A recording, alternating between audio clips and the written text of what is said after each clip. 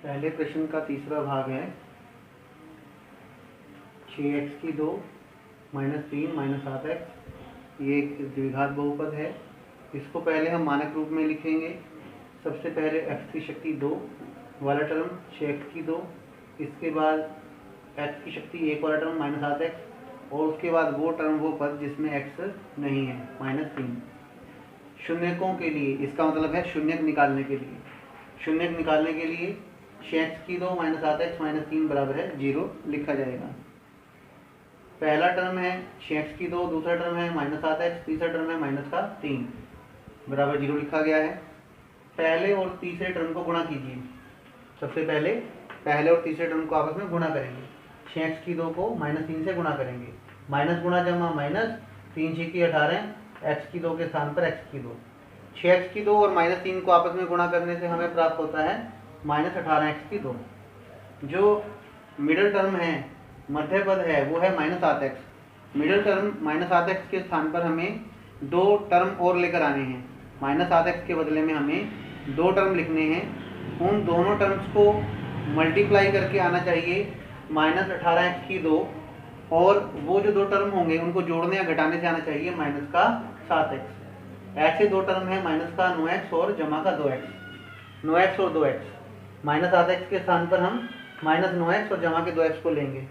पहले हम इसके ऊपर जमा या माइनस वाली कंडीशन अप्लाई करके देखते हैं। 9x माइनस का, 2x जमा का, एक संख्या जमा की एक माइनस की। जब एक संख्या जमा की और एक माइनस की होती है तब बड़ी में से छोटी संख्या को माइनस करते हैं और बड़ी संख्या का चिन्ह लगाते हैं। 9 में से 2 गया 7x। 7x बड़ी संख्या, 9x माइनस की है इसलिए माइनस का 7x। एक कंडीशन पूरी हो गई। दूसरी कंडीशन है गुणा करने पर क्या आना चाहिए, -18x2 आना चाहिए। जमा गुणा माइनस माइनस, 2 में 18, x गुणा x की 2, गुणा करने पर -4x2 भी आ रहा है। जमा या घटा करने वाली कंडीशन में से किसी एक कंडीशन के अकॉर्डिंग -7x मिलता है और गुणा करने पर -18x2 हमें प्राप्त होता है। इसलिए जो -7x है उसके स्थान पर दो जो दूसरे टर्म है वो है -9x और जमा का 2x। अब हमारे पास चार टर्म हो गए, 6x2 -9x जमा का 2x -3 बराबर 0। पहला, दूसरा, तीसरा और चौथा टर्म।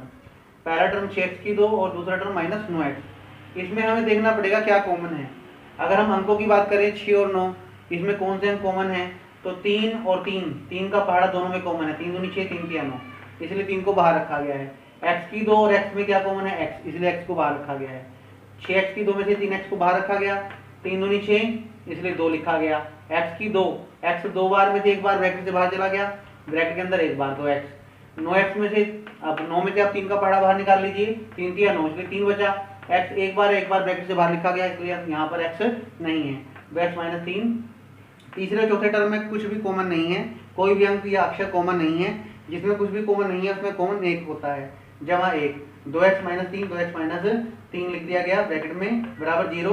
ब्रैकेट से बाहर 3x जमा 1 है, इससे एक ब्रैकेट बना दी गई 3x जमा 1।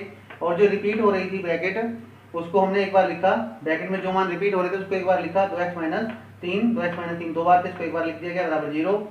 3x जमा 1 को अलग से 0 दे दी गई, 2x -3 को अलग से 0 देंगे ताकि हम दो शून्य निकाल सकें। 3x बराबर है 0 जमा 1, इस साइड लेकर आएंगे। जब आप राइट साइड में लेकर आएंगे जमा 1 को तो हो जाएगा -1, x बराबर है -1 और ये बटे में आ जाएगा 3। यहाँ पर भी आ जाएगा 2x बराबर है 0, 2x बराबर है 0, -3 जब आप लेफ्ट साइड से राइट साइड में लेके आएंगे तो जमा 3 हो जाएगा। x बराबर है 3 और ये बटे में 2 आ जाएगा। या तो 3/2 लिख सकते हो या 3 गुणा 1/2, तब भी मान वही मिलेगा, आपको वही मान प्राप्त होगा 3/2। अतः द्विघात बहुपद के शून्यक हैं -1/3 और जमा का 3/2। अब हम जांच करते हैं। जांच में पहला स्टेप है शून्यकों का योग। शून्यकों का योग माइनस ब्रैकेट में x का गुणांक बटे में x2 का गुणांक। शून्य कौन कौन से हैं, -1/3 और 3/2। -1/3 जमा 3/2 बराबर माइनस के स्थान पर माइनस x का गुणांक। x का गुणांक क्या है हमारे पास, -7 बटे में x2 का गुणांक। x2 का गुणांक है 6, x2 का गुणांक है 6। अब 3 और 2, 1/3 भिन्न है, 3/2 भी भिन्न है। भिन्न में जो हर है वो है 3 और 2। 3 और 2 का लघुत्तम निकाला जाएगा, हरों का लघुत्तम निकालेंगे। 3 और 2 का लघुत्तम एलसीएम आएगा 6। अब लघुत्तम 6 से गुणा करेंगे 1/3 को और लघुत्तम 6 से गुणा करेंगे 3/2 को। पहले 1/3 को गुणा किया, लघुत्तम 6 से, 3 एकम 3, 3 दूनी 6, 1 दूनी 2 प्राप्त हुआ, इसलिए यहाँ माइनस पहले से ही है, -2 लिख दिया गया। 3/2 को भी गुणा करेंगे, 3/2 को गुणा करेंगे उत्तम 6 से, 2 एकम 2, 2 तिया 6, 3 तिया 3 गुणा 3 9, 3 तिया 9, इसलिए 9 लिखा गया है। 9 जमा का अंक है, 2 माइनस का अंक है, एक संख्या जमा की एक माइनस की, 9 में से 2 गया 7, बड़ी संख्या जमा की इसलिए 7/6 आ गया। अब माइनस के निशान से माइनस के चिन्ह को काट देंगे आप, माइनस से माइनस को काट दिया तो क्या बन गया जमा, जमा का 7/6, 7/6 बराबर है 7/6।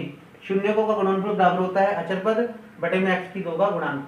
शून्य को गुणनफल, शून्य कौन कौन से है, -1/3 और 3/2, -1/3 गुणा 3/2 बराबर अचर पद जिसमें x y नहीं लगा हुआ, x y z कुछ भी नहीं लगा हुआ, सिंपल संख्या जो होती है वो अचर पद है -3 है। अचर पद क्या है -3 बटे में x की 2 का गुणांक, x की 2 का गुणांक कितना है 6 है, बटे में 6 लगाया गया है, -3 बटे में 6। आप 3 एकम 3, 3 एकम 3, 1 एकम 1, माइनस गुणा जमा माइनस 1 एकम 1 और 1 दूनी 2, -1/2, 3 एकम 3, 3 दूनी 6, माइनस का 1/2। लेफ्ट हैंड साइड बराबर है राइट हैंड साइड के।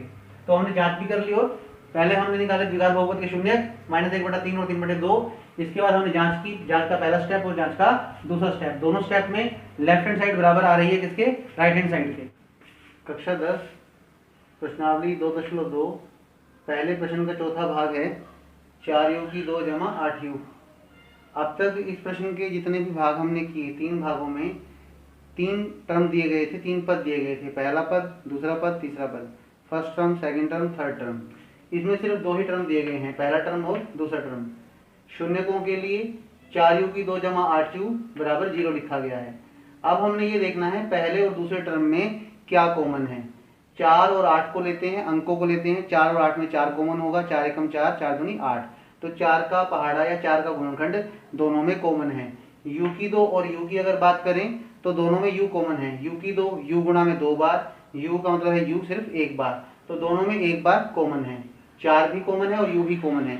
4 और u को ब्रैकेट से बाहर रखा जाएगा, 4 और u को ब्रैकेट से बाहर रखा गया, ब्रैकेट में हमने लिखा है u। क्यों लिखा, 4 को तो हम बाहर लिख चुके हैं, u की 2 है, u की शक्ति 2 है, u गुणा में 2 बार है, 1 बार हम लिख चुके हैं ब्रैकेट से बाहर, तो ब्रैकेट में लिखा जाएगा 1 बार u।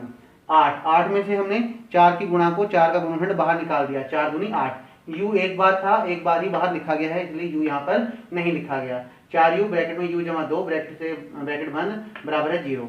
4u के लिए अलग से 0, u जमा 2 के लिए अलग से 0, u बराबर है 0 बटे में 4 आ गया, u बराबर 0/4, u बराबर है 0, जमा 2 इधर लेकर आए -2, u बराबर है 0, u बराबर है 0 - 2 का मतलब -2।